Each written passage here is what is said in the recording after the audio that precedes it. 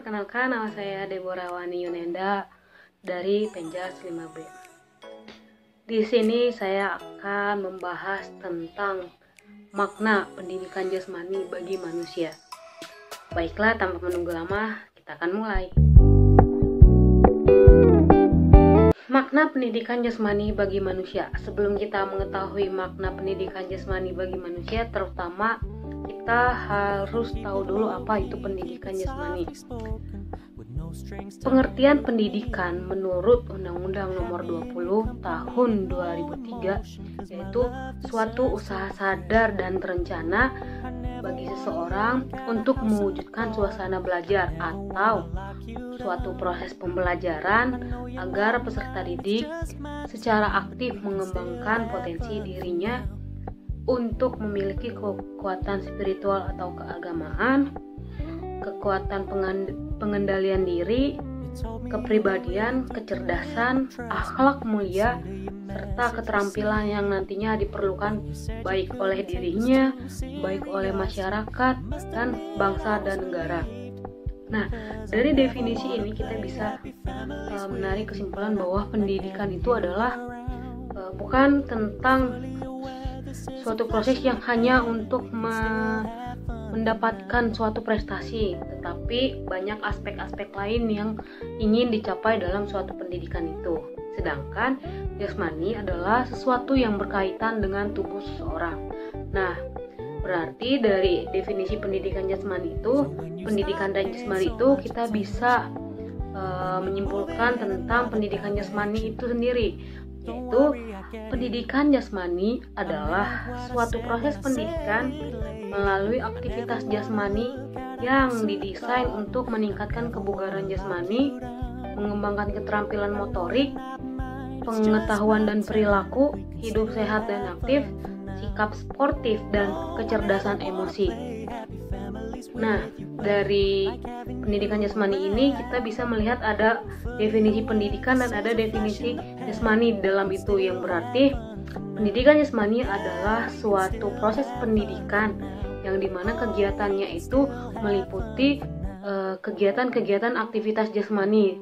Perbedaan pendidikan jasmani dengan olahraga mungkin bisa dilihat dari pendidikan jasmani itu adalah suatu kegiatan yang dilaksanakan oleh program pendidikan, sedangkan olahraga itu adalah suatu kegiatan yang bisa dilaksanakan oleh siapapun. Dan pendidikan jasmani itu adalah suatu proses atau suatu kegiatan di mana di dalamnya ada olahraga. Nah, dari definisi pendidikan jasmani itu kita dapat menarik kesimpulan bahwa makna dari pendidikan jasmani bagi manusia ini adalah pendidikan jasmani ini dapat dijadikan alat atau wadah bagi manusia untuk meningkatkan segala sesuatu atau segala aspek tentang kebutuhan jasmaninya itu melalui suatu proses pendidikan. Suatu proses pendidikan itu yaitu proses pendidikan jasmani.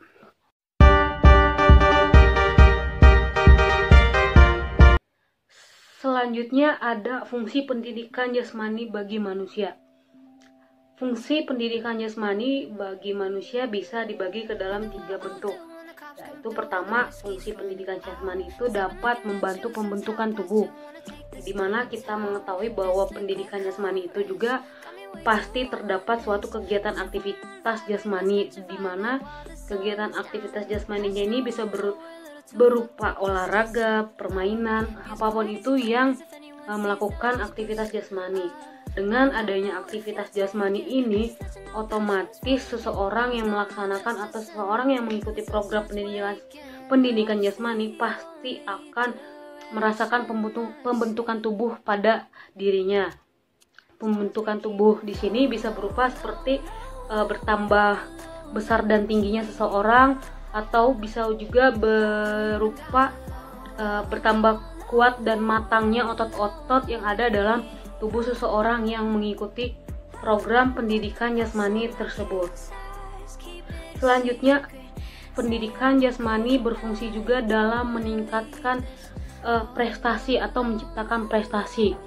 Dari pendidikan jasmani sendiri, seseorang akan belajar tentang dasar-dasar dari semua gerakan yang dibutuhkan tiap cabang olahraga, seperti kekuatan, kecepatan, kelentukan, keseimbangan. Nah, dari definisi ini kita bisa mengetahui bahwa di dalam pendidikan jasmani kita pasti mempelajari atau melakukan semua gerakan-gerakan dasar yang diperlukan dalam tiap-tiap cabang olahraga.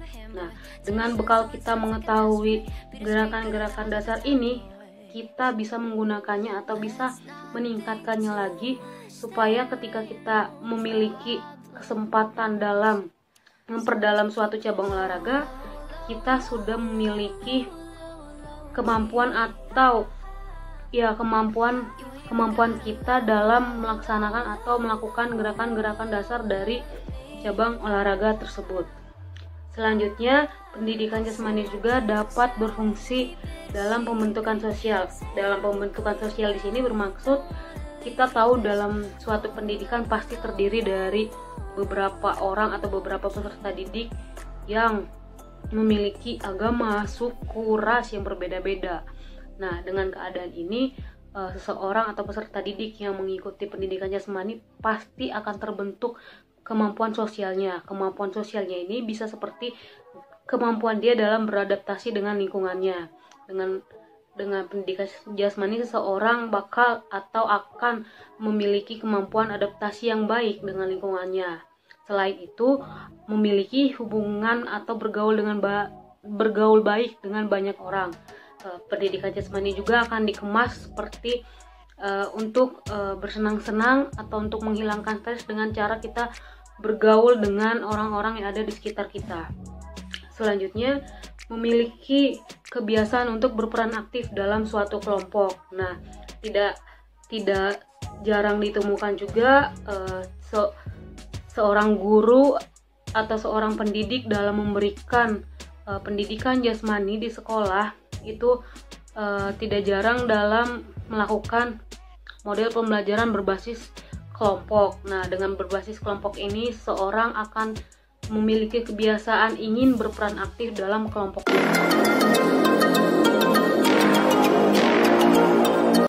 Selanjutnya ada masalah-masalah pendidikan jasmani yang sering ditemui di sekolah-sekolah.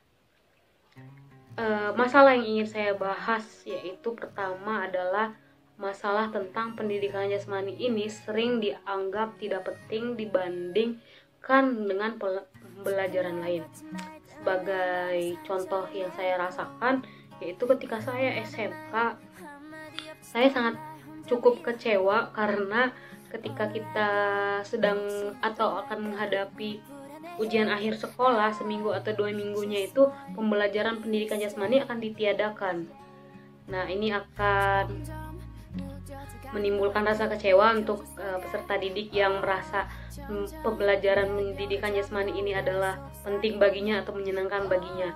Nah, dengan adanya anggapan seperti ini atau perlakuan seperti ini menjadikan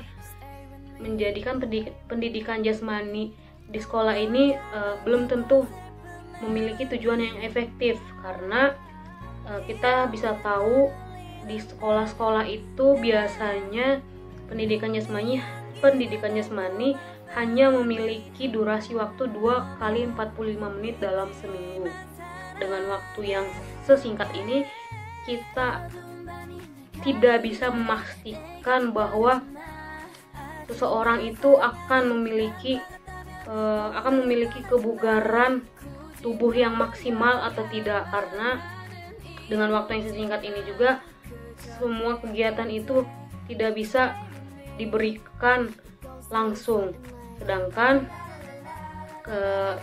di luar dari pendidikan jasmani atau di luar dari kegiatan sekolah juga kita tidak tahu bahwa peserta didik atau anak-anak tersebut melakukan aktivitas atau enggak. Nah, dengan ditiadakan ini, dengan dianggapnya pendidikan jasmani tidak penting dibandingkan dengan pembelajaran lain, mengancam pendidikan jasmani pada suatu sekolah tersebut. Seperti kalau misalnya seseorang itu tidak melakukan tidak melakukan aktivitas jasmani sama sekali di luar sekolah, sedangkan di sekolah saja pendidikan jasmani hanya memiliki waktu yang singkat. Nah, bagaimana seseorang itu bisa mencapai kematangan jasmani atau kebugaran jasmani dengan aktivitas fisik dengan waktu yang singkat tersebut. Selanjutnya ada masalah fasilitas yang tidak memadai. Nah, fasilitas yang tidak memadai ini juga kita sering menjumpainya di beberapa sekolah, karena tidak semua sekolah memiliki fasilitas yang lengkap. Dengan adanya fasilitas yang tidak lengkap ini akan menjadikan pendidikan jasmani itu juga berjalan tidak sesuai tujuan. Karena apa? Sebagai contoh, ketika dalam suatu sekolah itu kurang memiliki fasilitas yang memadai, berarti mereka harus mencari cara untuk melakukan aktivitas jasmani dengan baik. Contoh yang lebih spesifiknya itu ketika suatu sekolah tidak memiliki lapangan dalam melakukan olahraga, mereka harus pergi meminjam lapangan yang ada di sekitar sekolah tersebut. Dengan mereka berjalan menuju lapangan yang ada di dekat mereka tersebut, itu memerlukan waktu, atau waktu itu akan terpangkas dari waktu durasi yang diberikan untuk pembelajaran jasmani tersebut. Dengan terpangkasnya waktu itu, berarti otomatis sebagian atau beberapa dari indikator pencapaian pendidikan jasmani pada pembelajaran itu sudah dipastikan tidak akan tercapai. Nah, masalah ini juga sangat berpengaruh nantinya terhadap tujuan-tujuan yang akan dicapai pada suatu program pendidikan jasmani.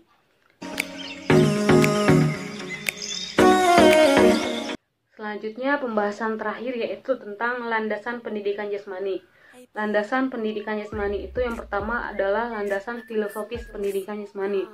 Landasan filosofis ini seperti landasan yang mengacu kepada pengertian bahwa di dalam pendidikan jasmani ini terdiri dari tubuh dan pikiran.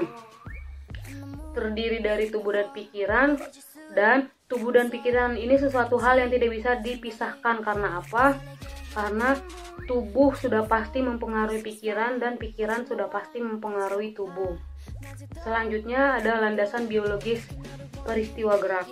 Landasan biologis di sini bisa diartikan bahwa seseorang dalam melakukan tugasnya dalam aktivitas jasmani pasti harus didukung oleh kemampuan biologisnya. Kemampuan biologisnya sini seperti tentang sudah seberapa kuat otot-ototnya, sudah seberapa matang perkembangan pada sistem tubuhnya.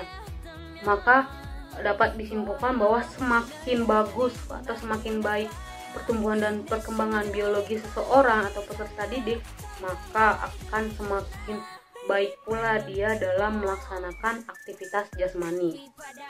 Selanjutnya ada landasan neurofisiologis gerak. Dari judulnya saja kita bisa mengetahui bahwa neuro itu adalah syaraf. Nah, dari landasan ini kita mengacu kepada kebenaran bahwa ketika seorang hendak melakukan gerak, semuanya itu didasari oleh syaraf yang bagus. Maksud dari sini yaitu seseorang bisa melakukan pergerakan itu dimulai dari adanya syaraf yang memerintahkan ke otak untuk seseorang itu bisa melakukan gerakan tersebut. Nah, semakin matang atau semakin bagus syaraf anak atau syaraf peserta didik, maka semakin baik pula respon atau perintah yang dilakukan otak untuk melakukan gerakan yang hendak dilakukan dalam aktivitas jasmani tersebut. Nah, landasan-landasan ini yang harus diperhatikan dalam memberikan pendidikan jasmani bagi peserta didik. Nah, cukup sekian pembahasan saya tentang pendidikan jasmani. Kiranya apa yang saya bahas memiliki manfaat baik itu sedikit ataupun banyak bagi kalian yang mendengarkannya. Bagi kalian yang menyukai pembahasan ini, tolong berikan like. Bagi kalian yang tidak menyukainya, jangan berikan dislike. Terima kasih karena telah mau mendengarkan. Saya ucapkan terima kasih.